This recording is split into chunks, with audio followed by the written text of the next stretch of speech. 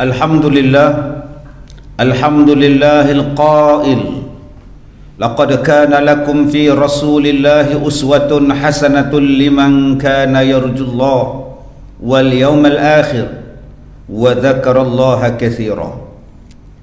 Demi sesungguhnya adalah bagi kamu pada diri Rasulullah itu ada contoh ikutan yang baik, yaitu bagi orang yang sentiasa mengharapkan keredaan Allah dan balasan yang baik bagi akhirat, serta ia pula menyebut dan mengingati Allah sebanyak-banyaknya pada waktu susah dan waktu senang. Asyhadu an la ilaha illallah wahdahu la syarikalah wa asyhadu anna Muhammadan abduhu wa rasuluh. Allahumma salli wa sallim ala sayyidina Muhammad wa ala alihi wa ashabihi ajma'in.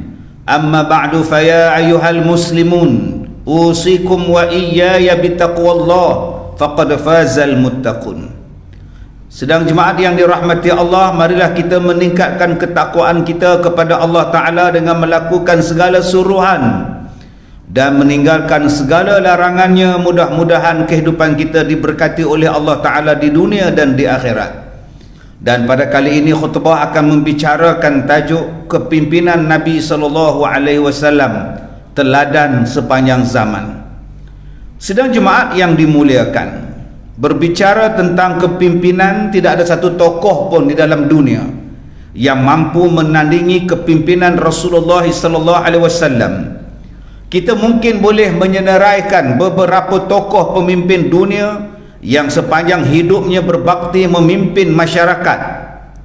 Akan tetapi kepimpinan Nabi SAW lebih unggul, melebihi segenap aspek kehidupan, malah seluruh alam ini turut merasai kewibawaan baginda Nabi. Allah Ta'ala berfirman, dan tidaklah kami mengutuskan engkau wahai Muhammad melainkan menjadi rahmat bagi sekalian alam. Suratul Anbiya ayat 107. Sidang hadirin yang dimuliakan, keunggulan kepimpinan Nabi SAW berjaya dibuktikan dengan zahirnya sebuah tamadun Islam yang begitu hebat dalam sejarah. Bermula dari negeri tandus yang berpasir dan berbukit bukau, namun ia sesudahnya berubah menjadi pusat pentadbiran yang pernah memimpin 2/3 dunia dengan kepimpinan berkaliber, hasil gagasan baginda Nabi SAW. Seorang penulis barat bernama Michael H. Hart melalui karyanya 100 tokoh paling berpengaruh di dunia telah menobatkan baginda Nabi sebagai manusia nombor 1 yang paling berpengaruh dalam sejarah dunia, sekaligus menjadi pemimpin agung sepanjang zaman. Pengiktirafan ini bukan sekadar dinilai dari sudut keberjayaan Nabi membuka sebuah empayar, malah lebih daripada itu, yakni pembangunan modal insan turut mendapat pemerhatian. Untuk itu, buat mereka yang ingin mencari sumber kehidupan yang baik serta ingin mencorakkan kehidupan berprestij tinggi, haruslah menjadikan kehidupan Nabi SAW sebagai ikutan seperti mana firman Allah Ta'ala dalam ayat yang dibacakan pada awal khutbah tadi. Sedang jemaat yang dikasihi, kehidupan baginda Nabi SAW mencakupi begitu luas sekali dalam aspek kepimpinan yang boleh diteladani oleh semua lapisan masyarakat. Sekiranya anda seorang anak muda, remaja, suami, ayah, rakan, pemimpin organisasi atau pemimpin negara sekalipun, anda berpeluang menjadi watak-watak tersebut dengan karakter dan peribadi yang hebat sekiranya anda menelusuri serta mencontohi kepribadian Nabi SAW sewaktu menjalani watak-watak tersebut dalam episod sirah baginda. Oleh itu, khatib ingin mengajak sidang jemaat sekalian serta diri ini juga agar mencontohi kepimpinan baginda Nabi melalui 4 aspek kepimpinan. Pertama, sebelum bercita-cita memimpin orang lain, seharusnya kita terlebih dahulu memimpin diri kita sendiri. Yang ini dipanggil sebagai memimpin diri mengikut gaya Rasulullah. Kerana orang yang gagal memimpin dirinya, niscaya dia juga tidak mampu memimpin orang lain. Rasulullah sallallahu alaihi wasallam memimpin dirinya dengan pertama membersihkan hati. Kerana hati adalah seumpama raja, yang sekiranya baik, maka baiklah seluruh anggota badan. Betapa ramai manusia yang mengabaikan serta gagal memahami kepentingan pembersihan hati, yang akhirnya setiap tindakan yang dilakukannya akan terselit penyakit hati yang memberikan implikasi negatif. Selain itu juga, ilmu berperanan sebagai penyuluh yang menerangi kehidupan.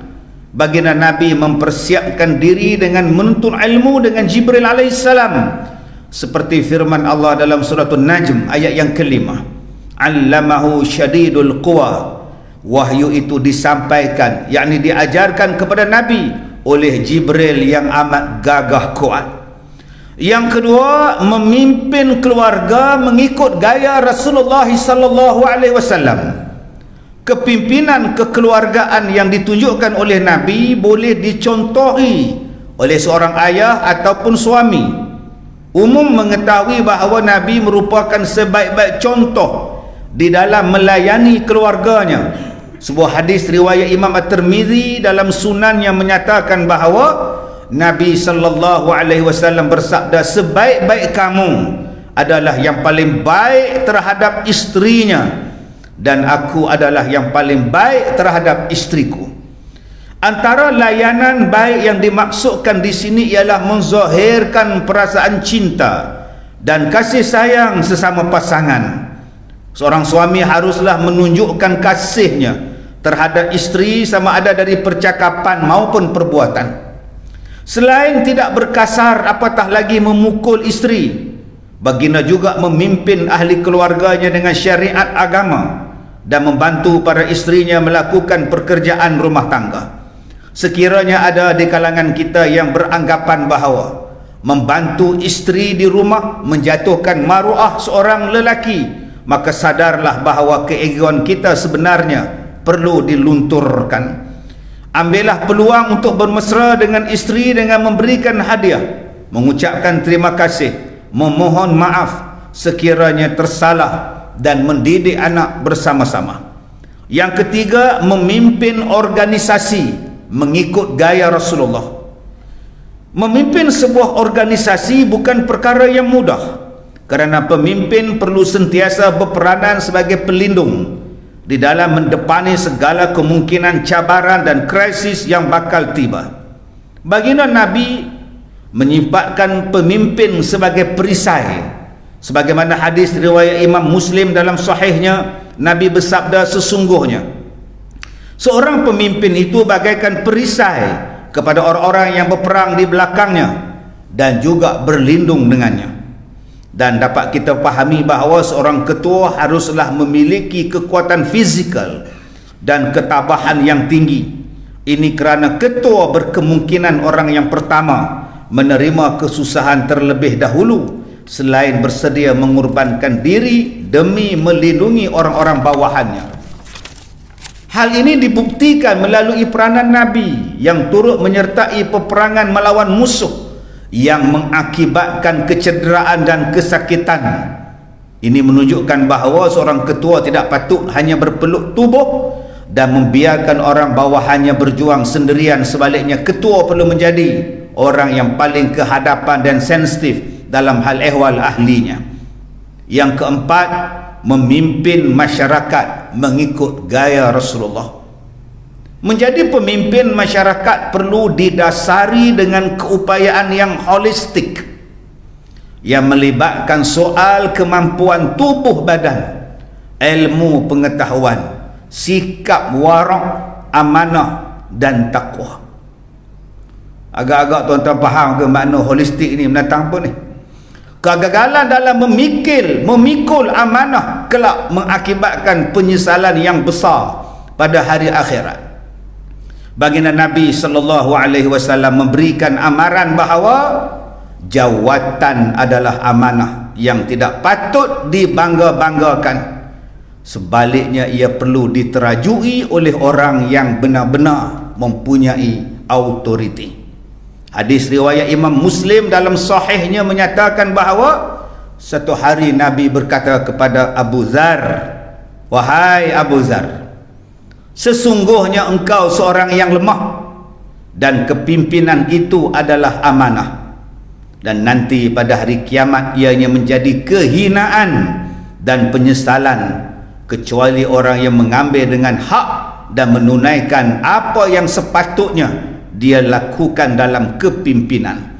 Hal ini mengajar bahawa pentingnya melantik pemimpin yang betul agar prinsip keadilan dapat dijulang setinggi-tingginya.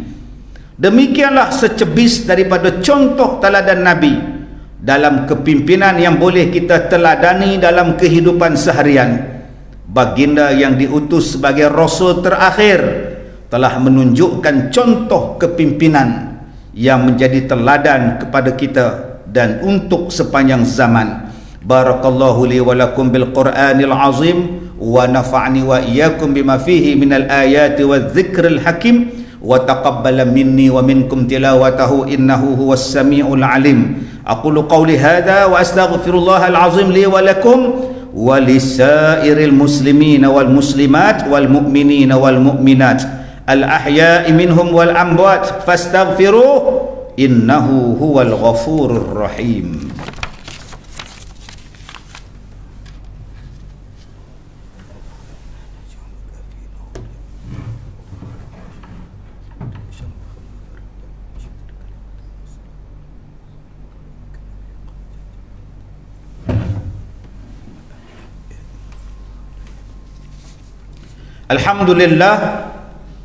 Alhamdulillahilladzi ja'alana minal muslimin wa razaqana minat tayyibat.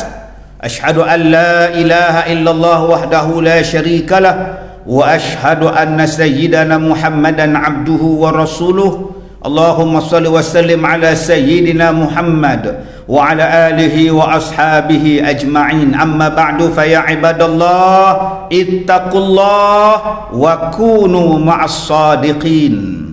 Kaum muslimin yang dirahmati Allah, amat mendukacitakan apabila Nabi SAW kini tidak lagi mendapat tempat sebagai ikon.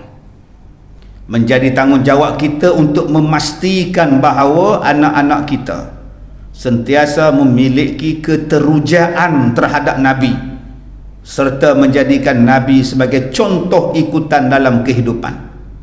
Anak-anak mencerminkan tarbiyah kita. Sekiranya mereka tidak melihat Nabi sebagai contoh ikutan, ianya bermakna kitalah yang sebenarnya kurang memberikan pendedahan berkaitan dengan Nabi. Pepatah Melayu menyebut, melentur buluh biarlah dari rebungnya. Muslimin yang dimuliakan, mimbar juga menyeru para jemaah supaya istiqamah berpegang teguh dengan akidah Islamiyah, berteraskan ahli sunnah wal jamaah yang menjadi warisan Nabi SAW, sahabat baginda, para tabi'in hinggalah pada hari ini. Innallaha wa malaikatahu yusalluna 'alan nabi ya ayyuhalladzina amanu sallu 'alaihi wa sallimu taslima. Allahumma salli 'ala sayyidina Muhammad wa 'ala alihi wa sahbihi wa sallim. Allahumma ighfiril muslimina wal muslimat wal mu'minina wal mu'minat wa aslih dhata bainihim wa alif baina qulubihim waj'al fi qulubihimul iman wal hikmah wa thabbithhum 'ala millati Rasulillah sallallahu alaihi wasallam. Allahumma idfa' annal bala wal waba khususan virus corona wal ghala wal mihan wal fitan ma zuhara minha wa ma batan an baladina hadha khassah wa an sairil buldani amma. Ya Allah, berikanlah kami kebaikan serta keberkatan di dunia dan di akhirat. Jauhilah kami daripada siksaan azab api neraka. Ya Allah, berkatilah hamba-hambamu yang melaksanakan tuntutan zakat dan menghulurkan wakaf. Kurniailah mereka rezeki yang melipat ganda serta sucikanlah harta dan jiwa mereka. Jauhilah golongan fuqara dan masakin.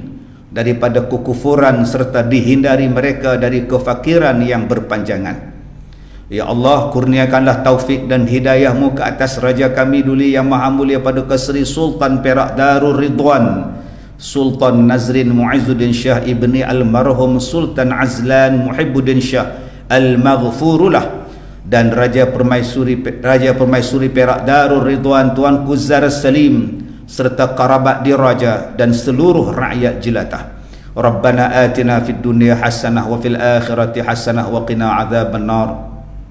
Ibadallah, innallaha ya'muru bil 'adli wal ihsan wa ita'i dzil qurba wa yanha 'anil fahsya'i wal munkari wal baghi ya'izukum la'allakum tadhakkarun. Fazkurullaha al-'azim yadhkurukum washkuruhu 'ala ni'amihi yazidkum was'aluhu min fadlihi yu'tikum wa la dzikrullahi akbar wallahu ya'lamu ma tasna'un.